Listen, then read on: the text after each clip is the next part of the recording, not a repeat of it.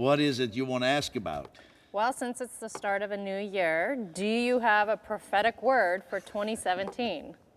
You know, I don't know why when people ask me that, it just kind of doesn't sit quite right with me. See, first of all, I do have a prophecy. My prophecy is Christ is in you, the hope of glory. We go from glory to glory. I have a prophecy that the gospel is the power of God to salvation for everyone who believes. I have a prophecy, you are loved. But, you know, I could go on and on about that. See, here's the situation. I think we are deluged in the charismatic church with false prophets. False prophets are everywhere. So since you asked the question here, let me address it. False prophets are everywhere in the land. And it's okay. If you're a false prophet, don't worry. You probably never get caught. You'll never get caught. You can prophesy all kinds of nonsense. And one thing you can count on is that Christians will forget you ever said it.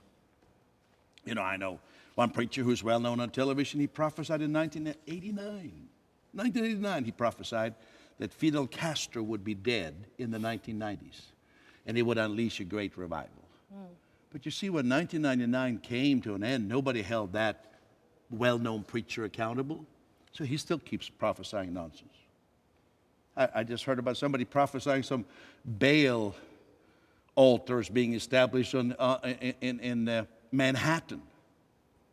You know, where do people come up with this nonsense? The blood moon nonsense. Has anybody apologized? The people who said that the Antichrist would be revealed September 21st, 2015, has anybody apologized and said, no, if you're a false prophet, just keep going. Just, you know, if you kind of prophesy obviously wrong, just lay low for a few months and then cook up some new stupidity. Can you tell I'm steamed up about this? Slightly. Do you have any follow-up questions? Well, what about in the Bible where it says don't despise prophecy? But I'm glad you asked that, because that is precisely why I'm steamed up. Because I have great respect for prophecy. But what I have been referred to is not prophecy. It's human nonsense from having too much pizza the night before. It's people who are filled with self-importance, so they want to project themselves as prophets, and often they bring people into bondage. They tell people, oh, you're going to write songs, you're going to write books, you're going to do this. And 20 years later, I meet people say, pray for me. I had a prophet tell me in 1988 that I'm going to do this and that, and I've been wrestling with it ever since. I have to pray deliverance over people, that they get freed from their prophecies. I have a prophecy for you. Go into all the world and preach the gospel. Open people's eyes to see how glorious Jesus is. Prophesy Jesus Christ and his finished work.